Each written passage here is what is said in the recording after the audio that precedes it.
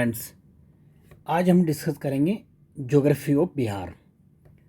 तो इस क्लास में हम इस तरीके से डिस्कस करेंगे कि आपको चीज़ों को ज़्यादा रटने की ज़रूरत ना पड़े। मीन्स कि हम पूरे ज्योग्राफी ऑफ बिहार को, बिहार के भूगोल को पूरा मैप के थ्रू समझेंगे। उसमें हम पहले स्टार्टिंग में आपका फिजिकल ज्योग्राफी देखेंगे बिहार का। उसके बाद हम देखेंगे कि बिहार में सोइल्स कौन सी मिलती हैं, क्लाइमेट किस टाइप का है और बिहार में कहाँ कहाँ पे कौन से रिसोर्सेज मिलते हैं। तो डिस्कस करते हैं बिल्कुल बेसिक से। जिसने भी आज तक बिहार का एक ज्योग्राफी का जी भी नहीं पढ़ा होगा ना, तो उसके लिए भी हम बिल्कुल जीरो से डिस्कस करेंगे। तो आप बने रहिए।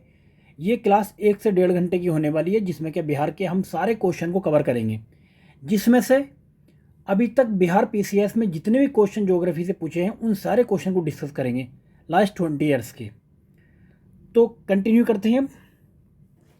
सबसे पहले हम देखते हैं बिहार की अवस्थिति, बिहार की लोकेशन क्या है। तो बिहार की लोकेशन हम देखेंगे वर्ल्ड के पर्सपेक्टिव में। अगर वर्ल्ड के पर्सपेक्टिव में देखा जाए तो इंडिया की लोकेशन कहाँ पे है? ये इक्वेटर है, ये आपका कर्क रेखा है, ये मकर रेखा है, ट्रॉपिक ऑफ कैंसर। तो इंडिया की ये लोकेशन है यहाँ पे, यानी कि इक्वेटर के उत्तरी साइड में, और यहाँ पे देशांतर के पूर्वी साइड में। इक्वेटर के उत्तरी साइड में और देशांतर के पूर्वी साइड में। तो भारत की लोकेशन हुई उत्तर पूर्व में। बेसिक परिदृश्य में देखें तो भारत की लोकेशन उत्तर पूर्व में हुई। और यहीं पे अगर बिहार की बात करें बेसिक परिदृश्य में, तो बिहार की लोकेशन भी यहीं उत्तर पूर्व है। अब बात करते हैं इंडिया के पर्सपेक्टिव में बिहार की लोकेशन क्या है। तो जब आप इंडिया का मैप बनाएंगे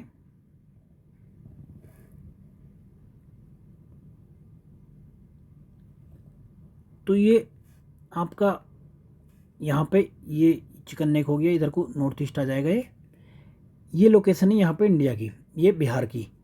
तो इंडिया के पर्सपेक्टिव में अगर देखा जाए तो ये कर्क रेखा हमारी, और इसको हम देशांतरी रेखा मान सकते हैं जो उत्तर से दक्षिण तक काटती है। तो यहाँ पे भी बिहार की लोकेशन जो है इंडिया के पर्सपेक्टिव में भी उत्तर पूर्व ही है। क्लियर है? तो अब देखते हैं कितना उत्तर पूर्व है। अब एक क्वेश्चन एग्जामिनर बार बार पूछता है कि बिहार की लोकेशन किधर है। तो बिहार की लोकेशन इंडिया के पर्सपेक्टिव में बता सकते हैं आप, और वर्ल्ड के पर्सपेक्टिव में बता सकते हैं कि बिहार नॉर्थ ईस्ट में है, यानी कि उत्तर पूर्व में। ठीक है, वर्ल्ड के पर्सपेक्टिव में भी। अब देखते हैं कि जो पूछता कि इनमें से किस रेखा की बिहार उत्तरी साइड में है, तो आपको देखेगा दे देगा एक ट्रॉपिक ऑफ कैंसर, दूसरा दे देगा इक्वेटर, तीसरा दे देगा ट्रॉपिक ऑफ कैप्रिकॉर्न यानी कि मकर रेखा। तो अब यहाँ पे जस्ट उत्तर में किसके है? तो कर्क रेखा के, कर्क रेखा के जस्ट उत्तर में है। लेकिन कर्क रेखा यहाँ से पास नहीं करती है। ट्रॉपिक ऑफ कैंसर बिहार को पास नहीं करता, वो 8 स्टेट को पास करता है, लेकिन बिहार नहीं है, उसमें झारखंड है। क्लियर है? पहली चीज़। अब देखें, अब देखते हैं हम बिहार की अक्षांशीय और देशांतरीय क्या स्थिति है। तो पहले ये देखें आप कि ये जो रेखा है हमारी, ये रेखा है, इस रेखा को कहते हैं हम देशांतरीय रेखा, जो उत्तर से दक्षिण को जाती है, देशांतरीय रेखा। और ये जो बिछी हुई है पूरब से पश्चिम की ओर जाती है, इसको कहते हैं हम अक्षांशीय रेखा, लैटिट्यूड, लैटिट्यूड बोलेंगे या फिर अक्षांश, अक्षांशीय रेखा। ये दोनों, ये भी और ये आपका देशांतरीय रेखा होंगी। तो अब इसका अक्षांशीय रेखा में बिहार का क्या है? अक्षांशीय रेखा में बिहार का यहाँ से हम देखते हैं, ये रेखा इधर जाती है, तो ये है आपकी 24 डिग्री 20 मिनट और 10 सेकेंड। 24 degree 20 minute 10 second. और ये कितनी है? ये है आपकी 27 डिग्री 20 मिनट नहीं 31 मिनट और 15 सेकेंड। अब कभी कभी एग्जामिनर इनके दोनों का गैप पूछ लेता कि इनके दोनों का गैप कितना है इसके बीच में। तो इनके बीच का गैप है 3 डिग्री 11 मिनट 0.5 सेकेंड। क्लियर है? अगर आपसे गैप पूछे तो गैप बता देना है। और आपसे ये इसको दोनों को हम उत्तरी बोलेंगे क्योंकि ये भारत के कर्क रेखा के दोनों उत्तरी साइड में ही हैं। तो ये 24 डिग्री 20 मिनट उत्तरी से 27 डिग्री 39 मिनट उत्तरी तक है। और गैप इनके दोनों के बीच का 3 डिग्री 11 मिनट। अब हम देखेंगे देशांतरीय रेखा। देशांतरीय में यहाँ से ये रेखा जो है ये है 83 डिग्री 19 मिनट और 50 सेकेंड। अब ये कितनी यहाँ से ये, तो इसको देखेंगे हम 88 डिग्री 17 मिनट और आपका 40 पूर्वी देशांतर। इसको भी पूर्वी बोलेंगे, इसको भी पूर्वी, इसको भी उत्तरी और इसको भी उत्तरी। क्लियर है? अब इनके दोनों के बीच का देख लेते हैं, इसके बीच का गैप कितना है, इसके और इसके बीच का गैप। अभी हमने देखा था इसका अक्षांश का गैप 3 डिग्री 11 मिनट है। अब देखते हैं देशांतर का गैप कितना है। तो देशांतर का गैप है 4 डिग्री 57 मिनट 50 सेकेंड। क्लियर है? दोनों को गैप ये पूछा जा सकता है। तो दोनों का गैप मैं आपको बता देता हूँ एक बार और। अगर वो बात करें अक्षांशीय गैप की, अगर बात करता हूँ आपसे अक्षांशीय गैप की, इसकी और उसके बीच की गैप की, तो कितना बताना है आपको। ये हो गया 24 डिग्री 20 मिनट से 27 डिग्री 31 मिनट। तो ये आपके बीच का गैप है ये 3 डिग्री 11 मिनट। और बात करें अगर ये देशांतरी गैप की, तो देशांतरी गैप है बिहार का, ये है आपका 83 डिग्री 19 मिनट और ये है आपका 88 डिग्री 17 मिनट। तो इनके दोनों को बीच का, इसका बीच का गैप है 4 डिग्री 57 मिनट 50 सेकेंड। कुछ कम बढ़ती है आपका 5 डिग्री। तो कभी कभी एग्जामिनर ये पूछ लेता आपसे कि सपोज़ कीजिए आप बिहार के पूर्वी छोर में हैं, इस छोर से हैं आप, यानी कि बिहार के ईस्टर्न साइड में हैं, और वेस्टर्न साइड में आपको बताना है कि अगर सूरज यहाँ पे सुबह 6 बजे निकलता है, 6 AM पे निकलता है, तो यहाँ पे किस टाइम निकलेगा वो। तो इसके बीच का गैप हमने देख लिया कितना था, 5 डिग्री, और 1 डिग्री बराबर 4 मिनट होता है, तो आपका 20 मिनट लेट निकलेगा इधर। तो यहाँ पे सूरज निकलेगा 6:20 पर। क्लियर है? यानी कि 20 मिनट का अंतर है बिहार के पूर्व से पश्चिम तक। अब दूसरी चीज़ ये देख लेते हैं कि डिस्टेंस का कितना अंतर है। जनरल सा क्वेश्चन है, अभी आपका बिहार का PCS का एग्ज़ाम होने वाला 69, बिहार का 69 PCS होने वाला BPSC का प्रीलिम्स, और आपका एक टीचर की वैकेंसी का एग्ज़ाम होने वाला है। जो टीचर की, इन दोनों एग्जामों के लिए ये ज्योग्राफी की सीरीज, आपकी ज्योग्राफी की वीडियो बहुत इंपॉर्टेंट है। सीरीज तो हम पूरी कंटिन्यू कराने वाले हैं सारे सब्जेक्ट की टॉपिक वाइज, और इसमें प्रीवियस ईयर पेपर भी कवर करेंगे हम। तो अभी उसके लिए बहुत इंपॉर्टेंट, आप कंटिन्यू इसको देखें, और अगर कोई चीज़ नोट करने की तो आप नोट्स बना सकते हैं इसके। अब बिहार के ईस्टर्न से वेस्टर्न में हम चलेंगे तो कितना डिस्टेंस है, तो ये आपका है 483 किलोमीटर, यानी कि ज़्यादा है इधर 483। और अगर ये नॉर्थ से साउथ तक चलेंगे तो डिस्टेंस कितना है, तो आपका 345, ये 483 किलोमीटर, 345 किलोमीटर। ये क्लियर है? अब आगे चलते हैं। अब देखते हैं बिहार के कौन कौन से डिस्ट्रिक्ट किससे सीमा टच करते हैं, कौन से स्टेट से सबसे ज़्यादा सीमा लगती है और किससे सबसे कम लगती है। अब पहले तो हम ये बताते हैं कि बिहार में आपके 9 मंडल हैं और आपके 38 डिस्ट्रिक्ट हैं। डिस्ट्रिक्ट कितने हैं आपके? 38, और 9 प्रमंडल हैं। इनको मंडल भी कहते हैं, प्रमंडल भी कहते हैं। अब एक और इम्पोर्टेंट चीज़, बिहार का क्षेत्रफल कितना है, जो बार बार पूछा जाता है, बिहार का क्षेत्रफल कितना है। अगर एरिया की बात करें, टोटल एरिया की बिहार के, तो आप ये नोट कर लो, बार बार क्वेश्चन पूछा जाने वाला 94,163 किलोमीटर स्क्वायर। 94,163, ये इंपॉर्टेंट है, इसको नोट कर लो आप। एरिया कितना, क्षेत्रफल कितना बिहार का, 94,163 किलोमीटर स्क्वायर। वो भारत के एरिया का कितना है, वो कितना परसेंट है, तो भारत के क्षेत्रफल का 2.86%। 2.86%। भारत में ये 12वां नंबर है, 12वां बड़ा राज्य है। भारत में 12वां बड़ा राज्य है। अब देखते हैं इसमें सबसे छोटा डिस्ट्रिक्ट कौन सा है, सबसे बड़ा कौन सा है डिस्ट्रिक्ट।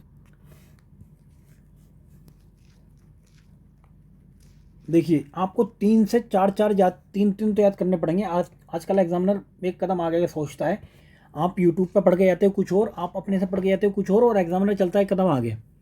वही वाली कहावत है ना, तो डाल डाल में पात पात।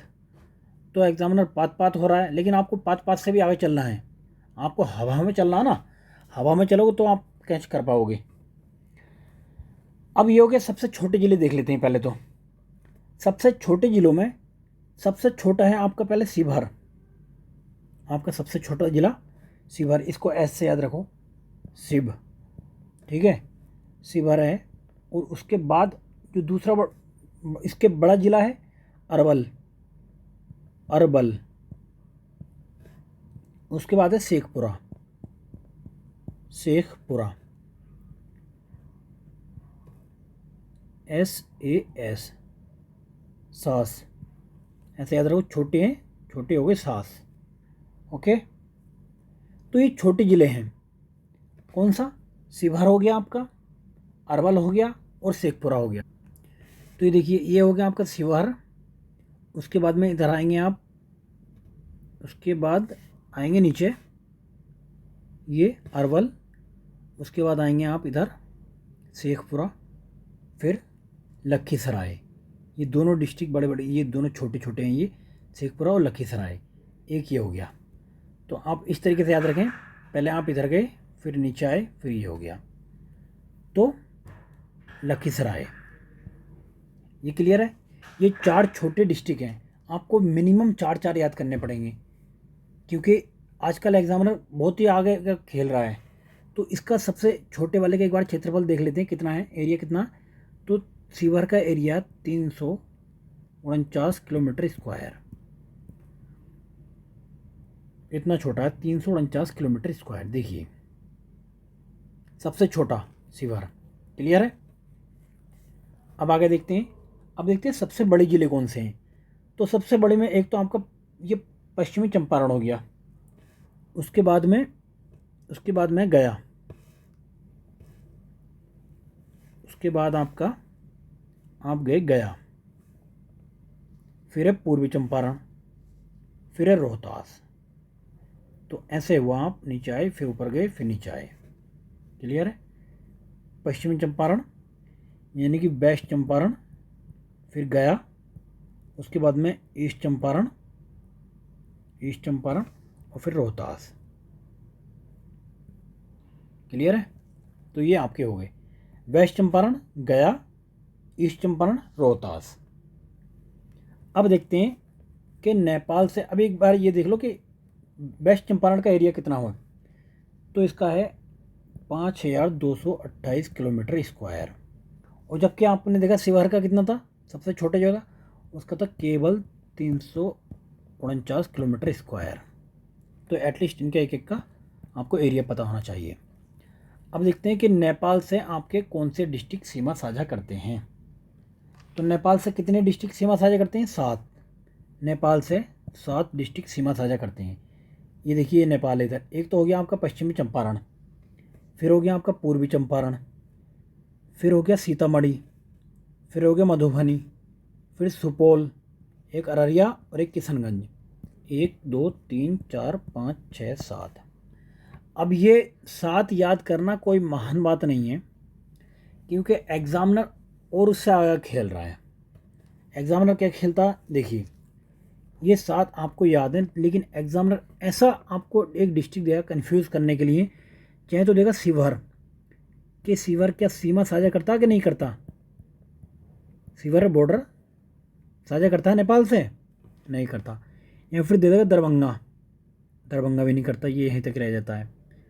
और या फिर इधर का एक कोई भी दे देगा, इधर का पूर्णिया दे दे, पूर्णिया दे दे आपको, ये मधेपुरा दे देगा वो। तो ये याद रखना है कि आपको ये 7 ज़िले हैं जो सीमा साझा करते हैं। ऐसे याद करो, पश्चिमी चंपारण एकदम से, फिर पूर्वी चंपारण हो गया, फिर सीतामढ़ी हो गया, मधुबनी हो गया, सुपौल हो गया, अररिया हो गया, किशनगंज हो गया। ये 7 हो गए आपके, 7 डिस्ट्रिक्ट। हो सकता है कि टीचर के एग्ज़ाम में सिर्फ ये पूछ ले कितने डिस्ट्रिक्ट सीमा साझा करते हैं नेपाल से, बता देंगे आप 7 डिस्ट्रिक्ट हैं। अब बात करते हैं कि यूपी से कितने डिस्ट्रिक्ट सीमा साझा करते हैं। तो यूपी से 8 डिस्ट्रिक्ट सीमा साझा करते हैं, 8। अब कौन कौन से हैं? सबसे पहले पश्चिमी चंपारण, देखिए पश्चिमी चंपारण नेपाल से भी करता है और यूपी से भी करता है। और उसके बाद में आपका गोपालगंज, गोपालगंज के बाद में सिवान, सिवान के बाद में सारण, सारण के बाद में भोजपुर, फिर बक्सर, कैमूर, रोहतास। 8 हो गए कि नहीं हो गए? 2, 4, 6, 7, 8। तो ये यूपी से करते हैं 8 डिस्ट्रिक्ट सीमा साझा। क्लियर है? अब बात करते हैं झारखंड की। झारखंड से ये ध्यान रहे कि कौन कौन से कितने डिस्ट्रिक्ट साझा करते हैं, 8। कौन कौन से? आपका एक तो रोहतास हो गया, रोहतास, औरंगाबाद, औरंगाबाद, गया, नवादा, जमुई, बांका, भागलपुर। और कितने हो गए? 1, 2, 3, 4, 5, 6, 7 और आपका एक ये कटिहार, 8 हो गए। कैमूर, देखिए कैमूर सीमा साझा नहीं करता, ये यहाँ पे बाउंड्री है ये आपकी झारखंड की, तो कैमूर थोड़ा सा ऊपर रह जाता है उससे, तो कैमूर सीमा साझा नहीं करता है, ये ध्यान रहे, कैमूर नहीं करता है। और रोहतास, रोहतास जो है आपका ये यूपी से नहीं करता है। क्लियर है? रोहतास सॉरी करता है यूपी से ही, यूपी यहाँ तक करती है सीमा साझा। ओके, अब आगे देखते हैं। अब वेस्ट बंगाल से कितने ज़िले सीमा साझा करते हैं? तो वेस्ट बंगाल से केवल 3 ज़िले हैं। इधर वेस्ट बंगाल है, एक तो आपका किशनगंज हो गया, एक कटिहार हो गया, किशनगंज, पूर्णिया और कटिहार। ये पूर्णिया हो गया, कटिहार हो गया। देखिए ये बॉर्डर है यहाँ पे, ये यहाँ पे झारखंड स्टार्ट हो जाता है, झारखंड। तो ये 3 ज़िले हैं, एक बार मिटा दूँ इसे, किशनगंज, पूर्णिया और कटिहार, के पी के, बस ऐसे याद रखो, 3 ज़िले हैं जो सीमा साझा करते हैं। एक क्वेश्चन और एग्जामिनर जो पूछ सकता है वो इम्पोर्टेंट है कि बिहार का सबसे पूर्वी, पश्चिमी और नॉर्थ और साउथ का ज़िला बताओ कौन सा है।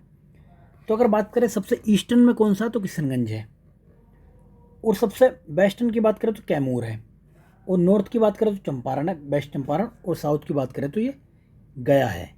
ये जमुई नहीं है, लोग गलत टिक कराते हैं जमुई पे, ये गया डिस्ट्रिक्ट है जो आपका सबसे साउथ में है इसके।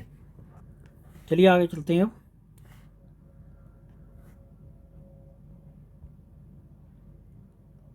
ये अब हम देखते हैं इसका ये प्राकृतिक विभाजन, बिहार का प्राकृतिक विभाजन कितने भागों में किया गया है। तो बिहार का जो प्राकृतिक विभाजन है, ये भौतिक विभाजन कहें, फिजिकल डिवीज़न कहें इसको, तो ये 3 पार्ट में किया गया है। कौन कौन से पार्ट? पहला पार्ट है आपका सोमेश्वर की पहाड़ी, ये है आपके इधर सोमेश्वर की पहाड़ी, या फिर इसकी इसी पार्ट को कहेंगे तराई क्षेत्र, पहला पार्ट।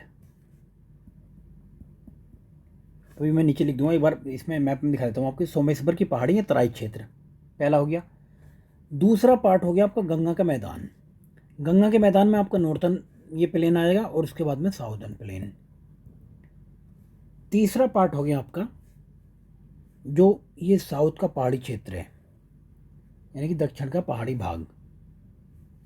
तो 3 भाग हो गए। अब इसको हम डिस्कस करेंगे डिटेल से। देखिए इसको लिखते हैं हम इधर ही, यहाँ पे पहला पहला भाग हमने देखा था सोमेश्वर की पहाड़ी,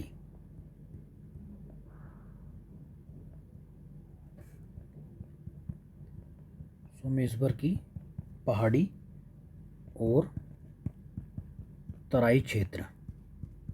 तो ये भाग कौन सा था? ये भाग हमने देखा था कि ये भाग था वो सोमेश्वर की पहाड़ी यहाँ पे, और तराई क्षेत्र ये हो गया। क्लियर है? अब इसमें इसके भी विभाजन किए गए हैं। इसके जब हम विभाजन करते हैं तो पहला है सोमेश्वर पहाड़ी श्रेणी। सोमेश्वर पहाड़ी श्रेणी ये बिहार के उत्तरी भाग में है यहाँ पे, यानी कि उत्तरी भाग में है ये। कहाँ पे? उत्तरी भाग में। ये पूछ लेता सोमेश्वर पहाड़ी किस भाग में स्थित है, तो बिहार के उत्तरी भाग में स्थित है। इसकी सबसे ऊंची चोटी कितने मीटर की है? सबसे ऊंची चोटी जो है इसकी वो 874 मीटर की है, 874। अब इसमें कुछ पासिस हैं, यानी कि दर्रे। तो दर्रे कौन कौन से हैं इसमें? दर्रे बोलें या पास बोलें, वो कौन कौन से हैं ये देखिए।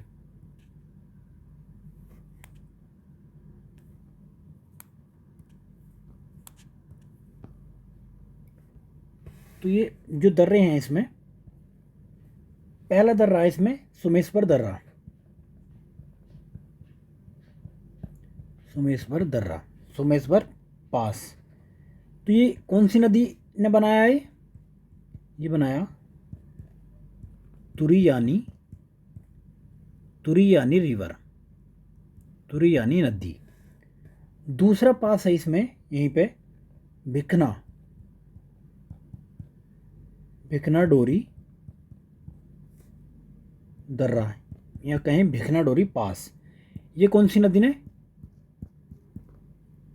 कुडी नदी, यह है कुडी नदी। तीसरा पास है आपका मारबत पास। ये किसने बनाया? ये बनाया हरहा नदी। अब आपको इनकी लोकेशन पता होनी चाहिए। सोमेश्वर पास हो गया, भिखना पास हो गया, मारबत पास हो गया। SBM, MBBS भी कर सकते हो उसे, MB एक भी छोड़ दो, S हो गया MBBS। तो ये तुरियानी नदी, कुडी नदी और हरहा नदी, ये क्लियर हो गया। दूसरा फिर इसका तराई क्षेत्र।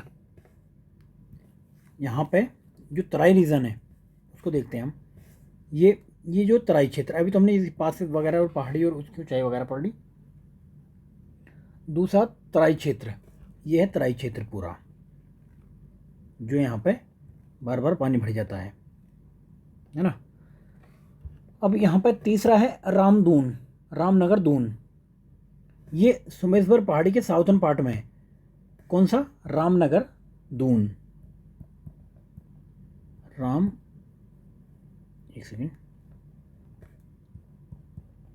रामनगर दून। ये पूछ रहेगा कि बिहार के किस पार्ट में है, साउथर्न पार्ट में, नॉर्दर्न पार्ट में, ईस्टर्न पार्ट में, वेस्टर्न पार्ट में। तो आपको बताना कि नॉर्दर्न पार्ट में है ये, सोमेश्वर पहाड़ी के साउथ में।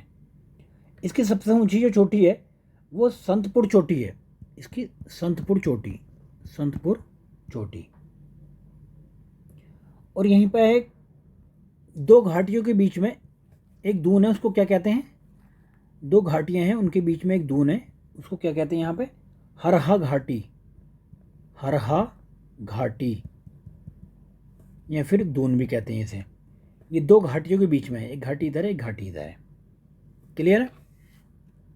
अब दूसरा जो हमारा ये भौतिक विभाजन है, दूसरा पार्ट है हमारा गंगा के मैदान में हमने दो भागों में बांटा था कि ये बीचों बीच से गंगा जा रही है। तो एक तो नॉर्दर्न साइड में और एक साउदर्न साइड में। नॉर्दर्न साइड में कभी कभी रिवर्स का इस तरीके से पूछ लेता है कि कौन सी रिवर ईस्टर्न में है, कौन सी वेस्टर्न में है। तो सबसे इधर लास्ट में देखेंगे तो इधर सबसे लास्ट में है आपका महानंदा। उसके जस्ट इधर साइड में यह है कोसी का मैदान। उसके बगल में कमला का मैदान, फिर बागमती का, यह है बागमती का मैदान। उसके बाद में गंडक का मैदान, फिर है घाघरा का मैदान। ये है घाघरा का मैदान। तो ये आपको सीक्वेंस याद करना है, ईस्टर्न से वेस्टर्न और ये सब हैं ये नॉर्दर्न रिवर ही। एग्जामिनर पूछ सकता कि इनमें से कौन सी सदर्न की रिवर है, नॉर्दर्न की रिवर है। क्लियर है। अब इसी को हम अगर भाग में बांटें, भाग में अगर बांटते हैं इसी को हम, तो सबसे पहले आता है, देखिए मैं थोड़ा सा मैप बना देता हूँ। अगर हम इसको बिहार को इस तरीके से बनाएं तो सबसे पहला आएगा इस क्षेत्र में ये भावर, इसको कहते हैं भावर, या फिर तराई रीजन भी, इसको ऐसे तराई रीजन भी कह सकते हैं, तराई क्षेत्र। उसके बाद में यहाँ की एक पट्टी है उसे कहते हैं बांगर। बांगर ये पुरानी जलोढ़ होती है, पुरानी जलोढ़। इसको हम ओल्ड एलुवियल भी कहते हैं, ओल्ड एलुवियल सॉइल।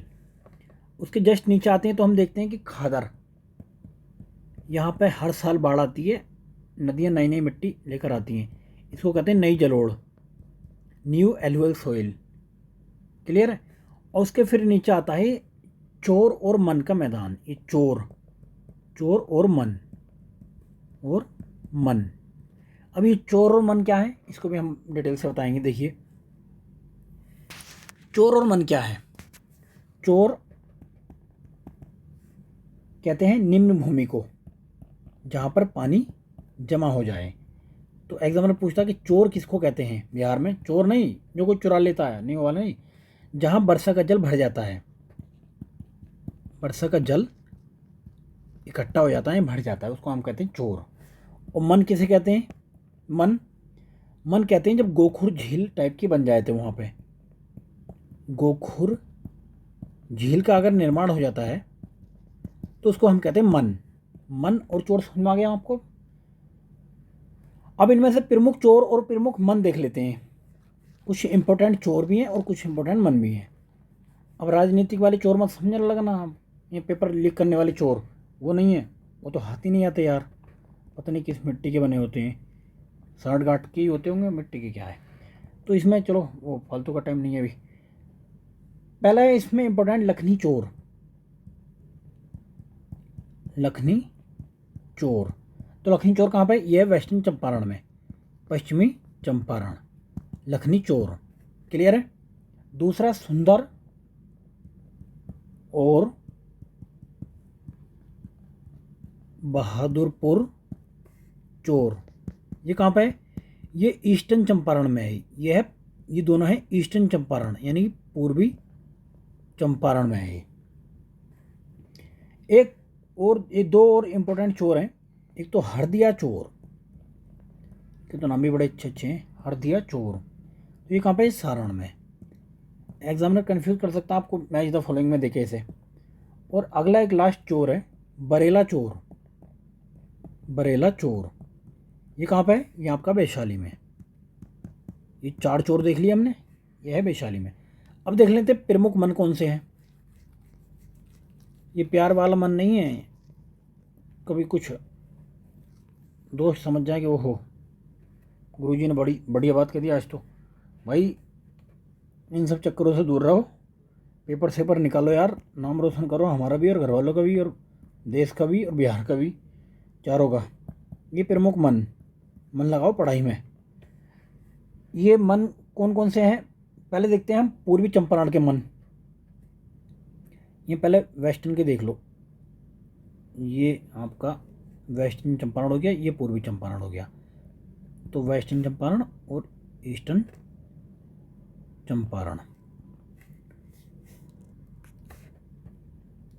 वेस्टर्न में आपका पिपरा, एक तो हो गया पिपरा, दूसरा हो गया सरैया, सरैया, तीसरा हो गया सिमरीसन, सिमरीसन। ये तीन है, पिपरा, सरैया, सिमरीसन।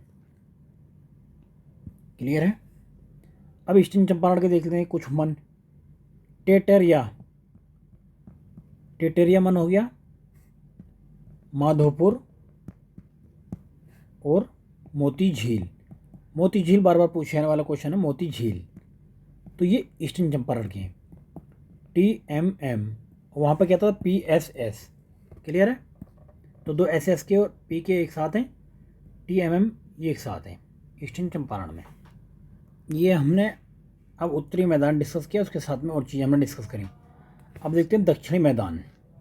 ये दक्षिणी मैदान है, इसमें कुछ इंपॉर्टेंट चीज़ें हैं, वो आप नोट कर लो। दक्षिणी मैदान में एक तो है चंदल का मैदान, ये पहले लिख लो, दक्षिण का गंगा का मैदान, दक्षिण में गंगा का मैदान। क्लियर है? तो ये इसमें एक तो चंदल का मैदान है, चंदल का मैदान। दूसरा किउल का मैदान, किउल का मैदान। तीसरा ताल क्षेत्र, ताल क्षेत्र। और फिर मध्य दक्षिणी मैदान, एक है शाहबाद का मैदान, बात का मैदान। अभी मैप में देखते हैं सब कहाँ कहाँ पे हैं। देखिए इधर तो है ये चंदल का मैदान, ये है आपका चंदल का मैदान, चंदल का मैदान। और यहीं पे इसके जस्ट बगल में किउल का मैदान। और यहाँ पे ताल, ये है आपका ताल। और ये है मध्य दक्षिणी बिहार का मैदान। और ये इधर हो गया आपका शाहबाद का मैदान। क्लियर है? सारे की आपको लोकेशन दिखा दी है। अब आगे देखते हैं, चलिए आगे चलते हैं। अब एक इम्पोर्टेंट क्वेश्चन बनता है बिहार की मिट्टियाँ। देखिए बिहार में ये तराई रीजन है तो यहाँ पे मिलती तराई मिट्टी, ये पर्वतीय रीजन है तो यहाँ पे मिलती पर्वतीय मिट्टी, ये पुरानी जलोढ़ और बांगर मिट्टी है, यहाँ पे ये टाल मिट्टी है, ये लाल बालुई मिट्टी है, इधर पुरानी जलोढ़ मिट्टी है, ये लाल पीली मिट्टी है, ये नवीन जलोढ़ खादर है। क्योंकि गंगा इधर पानी थोड़ा कम स्पीड से आता है, यहाँ पे नदी आए दिन बाढ़ आती रहती है इन नदियों में भी, तो यहाँ पर नई जलोढ़ मिट्टी मिलती है। तो ये आप एक बार इसका स्क्रीनशॉट ले लो। अब हम डिटेल से समझते हैं इसको। पहले डिस्कस करते हैं हम कि उत्तरी बिहार की जो मिट्टियाँ हैं वो कौन कौन सी हैं। वैसे मिट्टियों को हम 3 भाग में बांटेंगे, मृदाएं या सोइल। तो हम 3 भागों में बांटेंगे इसको। एक तो जो नॉर्थन साइड में सोइल है, दूसरी जो साउथ में है, तीसरी जो साउथ में पठारीय भाग पर है, साउथ में पठारीय भाग पर है। तो उस मिट्टी को डिस्कस करेंगे। 3 टाइप की हो गई। अब ये देखते हैं कि उत्तरी मैदान में कौन कौन सी मिट्टियाँ हैं। तो पहले ये देखिए कि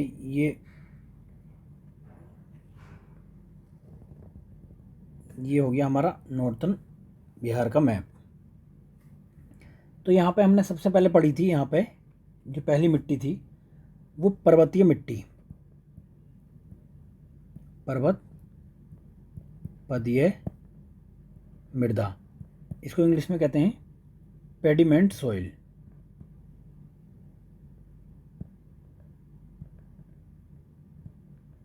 पेडिमेंट सॉइल। तो एक पहले टाइप की मृदा होगी। ये कहाँ पे मिलती है? आपके वेस्टर्न चंपारण में। यहाँ पे एक चीज़ और है, सोमेश्वर की पहाड़ियाँ, सोमेश्वर की पहाड़ी। क्लियर है?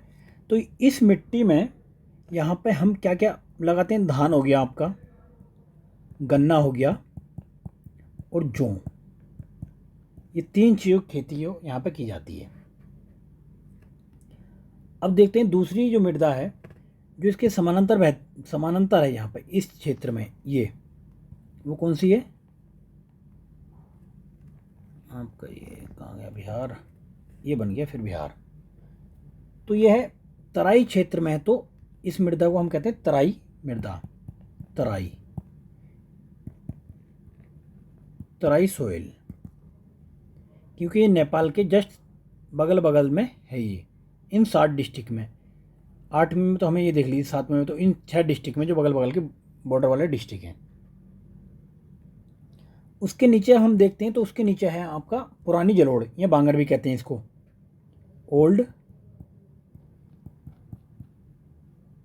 एलुवियल सॉइल, इसको पुरानी जलोढ़ भी कहते हैं, पुरानी जलोढ़।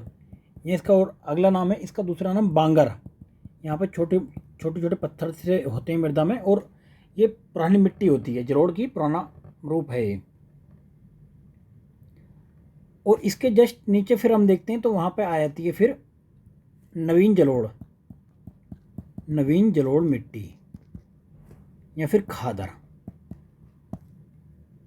क्लियर है।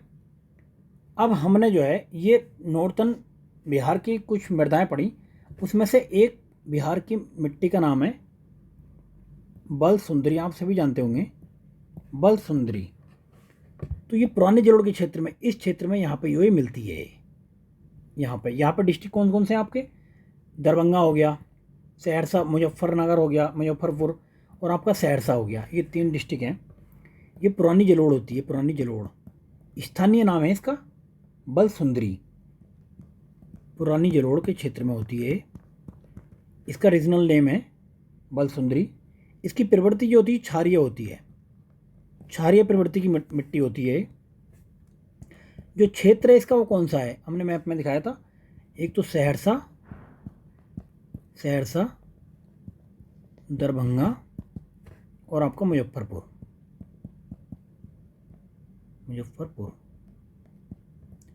इन जिलों में ये मिट्टी मिलती है, बलसुंदरी मिट्टी। आपको एग्जामिनर ये डाल के कंफ्यूज कर देगा कि नॉर्थन गंगा की साइड में मिलती है ना फिर सदर्न पार्ट में मिलती है गंगा के। तो ये नॉर्थन पार्ट में मिलती है। ये आपके 2-3 जिलों के नाम भी बता दिए हमने, और पुरानी जलोढ़ होती है और क्षारीय टाइप की होती है। क्लियर है। अब इसमें देखिए, ये जो हमने अभी तराई मिट्टी पढ़ी थी, ये तराई मिट्टी तो यहाँ पे ये किशनगंज में सबसे ज़्यादा होती है। किशनगंज में सबसे ज़्यादा होती है। तो इसीलिए यहाँ पे पटसन सबसे ज़्यादा होता है, जूट यहाँ पे सबसे ज़्यादा होता है किशनगंज में। क्लियर है। आगे देखते हैं, इसको साफ करते हैं।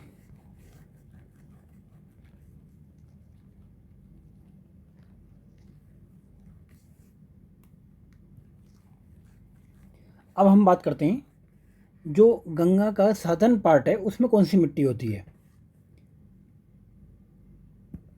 बिहार में दक्षिणी गंगा का मैदान, यहाँ पर कौन सी मिट्टी होती है, ये देखिए। तो यहाँ पे पहली जो मिट्टी होती है वो कगारी मिट्टी, कगारी, एक मिट्टी का नाम है कगारी,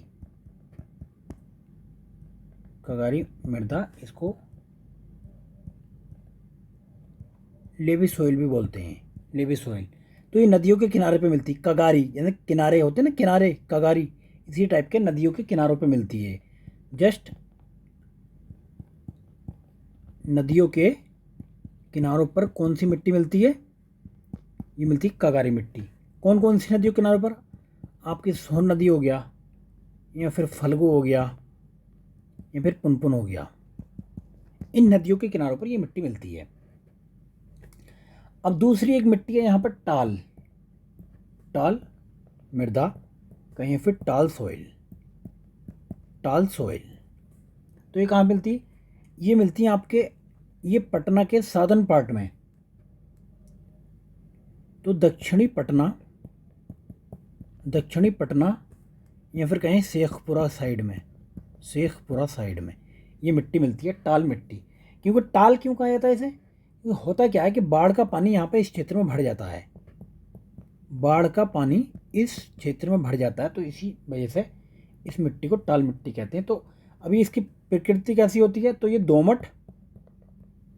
दोमट और चीका मिट्टी, चीका मृदा की प्रधानता होती है इसमें, है ना, दोमट और चीका की प्रधानता। अब आगे देखते हैं, एक और मिट्टी है करेला, करेला से याद रखिए आप, करेल मिट्टी, करेल, इसको पुरानी जलोढ़ भी कहते हैं, पुरानी जलोढ़। तो ये कहाँ पे मिलती है आपकी? ये मिलती है आपकी, ये भागलपुर साइड में, ये ओल्ड जलोढ़ है। तो ये इसको इसकी प्रवृत्ति देख लेते हैं। जहाँ पे भारी चीका मिट्टी और प्लस पुरानी जलोढ़ मिल जाए, पुरानी जलोढ़ मिल जाए तो वहाँ पे ये इसको करेल मिट्टी बोलते हैं। इसका स्थानीय नाम करेल है, स्थानीय नाम करेल है। इसका रंग जो है वो थोड़ा भूरा और पीला होता है, भूरा और पीला होता है। अब एक और मिट्टी है यहाँ पे, वो है बलथर। बलथर के जैसे नाम से लग रहा है, बलथर। तो ये मिट्टी है बलथर। बलथर ये पठारी भागों में पाई जाती है। जो पठारी भाग हैं उस क्षेत्र में पाई जाती है, पठारी क्षेत्रों में, पठारी क्षेत्र में मिलती है। यहाँ पे इस मिट्टी में आलू की खेती बहुत करते हैं किसान, आलू की खेती। रंग इसका जो है पीला और लाल है, पीला और लाल रंग होता है इसका। बलथर मिट्टी सर्दन, ये पूछेगा, दक्षिणी गंगा के मैदान में पाई जाती है, पठारी क्षेत्र में होती है, आलू की खेती होती है, पीला और लाल रंग है इसका। बस चार फैक्ट बहुत हैं इसके लिए, और इससे ज़्यादा मुझे नहीं लगता एग्जामिनर की हिम्मत हो के आगे कुछ बनाए क्वेश्चन। आगे देखते हैं। एक अब तीसरे जो पार्ट रह गया हमारा, वो दक्षिणी पठार की मिट्टी रह गया, दक्षिणी पठार की मिट्टी या फिर मृदा। तो इसको कहते हैं हम लाल बालुका युक्त मृदा। तो ये क्षेत्र कौन सी, ये है आपका ये कैमूर क्षेत्र, कैमूर और रोहतास का क्षेत्र। ये कैमूर और रोहतास में, जैसे कि अब दक्षिणी पठार का नाम ही क्या, तो एक ही जगह दक्षिणी पठार, ये कैमूर एंड रोहतास, तो इधर मिलती है। क्लियर है। एक चीज़ और एग्जाम में पूछ लेता कि बिहार में लेटराइट सोइल कहाँ पे मिलती है। तो आपका लेटराइट सोइल जो छोटा नागपुर के उत्तरी क्षेत्र में मिलती है, छोटा नागपुर के उत्तरी क्षेत्र में, क्योंकि नागपुर का अधिकतर पार्ट झारखंड में चला गया, तो बिहार में कुछ पार्ट बचता है यहाँ पे, यानी कि साउथ सर्दन बिहार कहेंगे इसे, दक्षिणी बिहार बोलेंगे, या फिर इसके उत्तरी क्षेत्र में, तो यहाँ पे मिट्टी मिलती है। अब देखो एक बार मैं फिर आपको एक बार डायग्राम में बना के दिखा देता हूँ।